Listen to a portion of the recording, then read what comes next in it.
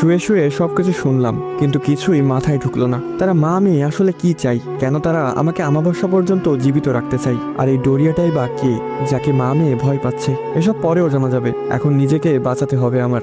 ধীরে ধীরে এক চোখ খুলে চারপাশটা একটু দেখার চেষ্টা করলাম। কাউকে দেখলাম না। মা মেয়ে গেল কোথায়? হঠাৎ দেখলাম চিলেকোঠার কাছে দুইটা ছায়া দেখা যাচ্ছে। তার মানে তারা ওইখানে দাঁড়িয়েই এতক্ষণ এসব বলছিল। এখন ছাদ থেকে লাফ দেওয়া ছাড়া আর কোনো উপায় নেই। তিনতলা থেকে লাফ দিলে অন্তত মরবো না, বড়জোর হাত পা ভাঙবে। মনে মনে 1 2 3 বলে সোজা দৌড় দিয়ে ঝাঁপ দিলাম ছাদ থেকে। প্রায় 2 মিনিট আলুর বস্তার মতো নিচেই পড়ে রইলাম। আমার সবকিছু যেন ঝাপসা হয়ে আসছে, মাথাটা ভন ভন করে ঘুরছে। একটু স্বাভাবিক হওয়ার পর বুঝতে পারলাম হাত নাড়াতে পারছি না, হয়তো ভেঙে গিয়েছে। কিন্তু এখন আমাকে এই জায়গা থেকে যেতে হবে।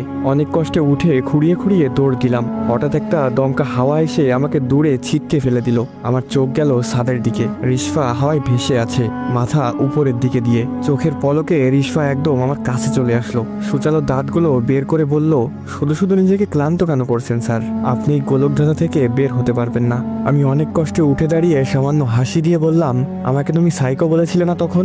সাইকোদের মৃত্যুর ভয় দেখিয়ে লাভ নেই। আমি তোমার এই গোলকধাঁধা থেকে বের হয়ে দেখাবো। এটা বলে রিশফার ওই ভয়ঙ্কর রূপ উপেক্ষা করে হাঁটা দিলাম। দেখি আমাকে কে আটকাই। হিন্দুপাড়া অতিক্রম করার সময় মনে হলো কেউ আমার পিছু নিয়েছে। আমি স্পষ্ট তার উপস্থিতি টের পাচ্ছি। রিশফা হয়তো আমার পিছু নিয়েছে। আরো জোরে হাঁটা দিলাম। এবার সেই শীষ বাজানোর শব্দটা কানে ভেসে এলো। থমকে দাঁড়ালাম। পেছনে তাকিয়ে দেখলাম সেই লোকটা দাঁড়িয়ে আছে, একটা কাপড়ের ব্যাগ হাতে। আমি বললাম, এখন আপনার সাথে বকবক করার সময় নেই। কোনো রকম জান নিয়ে ফিরে এসেছি, আমাকে হাসপাতালে যেতে হবে। হাত ভেঙে ফেলেছি।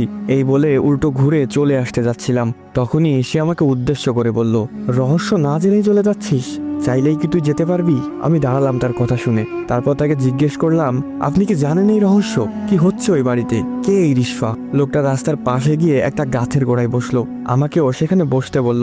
আমি গিয়ে তার পাশে বসলাম। আমার যেন মনে হলো একটা বরফের খণ্ডের পাশে বসেছি। তার শরীর থেকে প্রচুর ঠান্ডা হাওয়া বের হচ্ছে। হঠাৎ সে তার ঠান্ডা হাত দিয়ে আমার ভাঙা হাতটা ধরে মোচড় দিল। আমি চিৎকার করে উঠলাম, কিন্তু অনুভব করলাম এখন হাতে কোনো ব্যথা নেই। নাড়িয়ে চাড়িয়ে ভালোভাবে দেখলাম আমার হাতটা একদম ভালো। আমি বললাম, এটা কিভাবে করলেন? আপনি আসলে কে?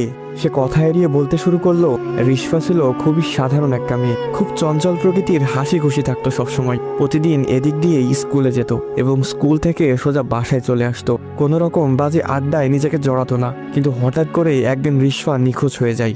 সবাই তাকে পাগলের মতো খুঁজলো, কোথাও রিশফাকে খুঁজে পাওয়া গেল না।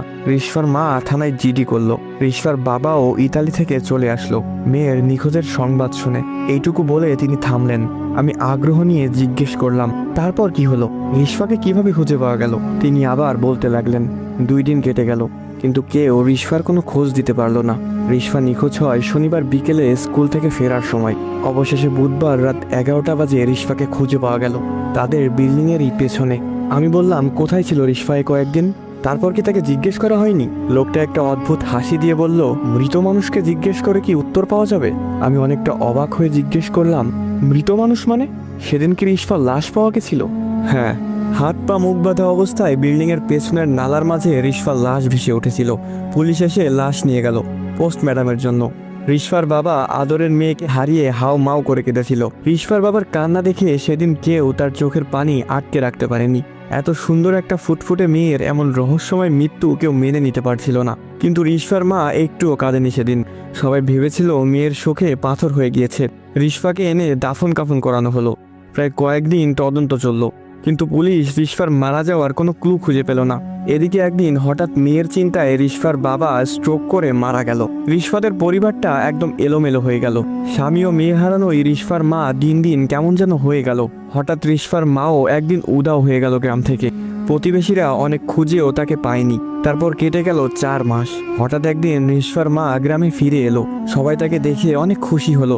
জিজ্ঞেস করলো, এতদিন কোথায় ছিল, কি করছিল? রিশফার মা কারো কথায় কোনো জবাব দিল না।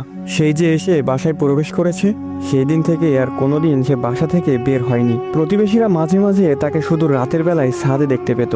আমি বললাম, রিশফা যদি মারা গিয়ে থাকে তাহলে সে কে, যে এখন রিশফার মায়ের সাথে আছে? আর রিশফার মা এতদিন কোথায় হারিয়ে গিয়েছিল। এবার সে আমার কানের কাছে এসে ফিসফিস করে বলল, ব্ল্যাক ম্যাজিক। আমি বললাম, মানে? রিশফার মা রিশফাকে ফিরিয়ে আনতে এতদিন নিখোঁজ ছিল। সে আবার বলল সে এমন কারো কাছে গিয়েছিল যে তার মেয়েকে ফিরিয়ে দিতে পারবে। এর বিনিময়ে অবশ্য তাকে একটা ভয়ঙ্কর শর্ত দেওয়া হয়েছিল। রিশফার মা তার মেয়েকে ফিরিয়ে আনতে সবকিছু করার জন্য প্রস্তুত ছিল। শর্তটা ছিল প্রতি আমাবস্যায় একজন যুবক বলি দিতে হবে তাকে উদ্দেশ্য করে। আমি বললাম, কাকে উদ্দেশ্য করে? রিশফার মা কার কাছে গিয়েছিল? লোকটা ভয়ঙ্কর একটা হাসি দিয়ে বলল, ডোরিয়া নামের এক ভয়ঙ্কর সত্তার কাছে গিয়েছিল সে। ডোরিয়া সাধারণ কেউ নয়, রক্তচোষা পিশাচদের সর্দার সে। এবং রিশফার মা তার শর্তে রাজি হয়েছিল। ডোরিয়া রিশফাকে ফিরিয়ে এনেছে। সেই থেকে প্রতি আমাবস্যাতে একজন করে যুবক ডোরিয়াকে উৎসর্গ করতে হয়। এই আমাবস্যায় তুই উৎসর্গ হইবি, আর এজন্যই এত আয়োজন।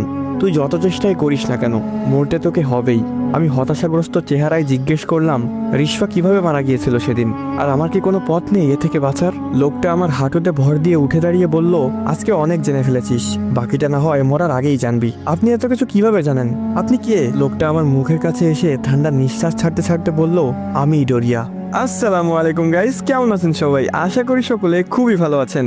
তো এখানেই শেষ হয়ে যায় রিশফা গল্প পার্ট 3 এবং পার্ট 4। তো গল্পটি কেমন লাগলো সেটি অবশ্যই কমেন্ট করে জানাবেন, কারণ আপনাদের প্রতিটি লাইক এবং কমেন্ট আমাকে পরবর্তী ভিডিও বানাতে উৎসাহিত করে। তো আবারও ফিরবো এই গল্পের পরবর্তী পর্বগুলো নিয়ে। আর গাইস, এই গল্পের পরবর্তী পর্ব পেতে হলে অবশ্যই কিন্তু বেশি বেশি করে কমেন্ট করতে হবে। তো দেখা হচ্ছে এই গল্পের পরবর্তী পর্বে। তো আজকের মতো এই পর্যন্তই। ভালো থাকবেন, সুস্থ থাকবেন। আল্লাহ হাফিজ গাইস।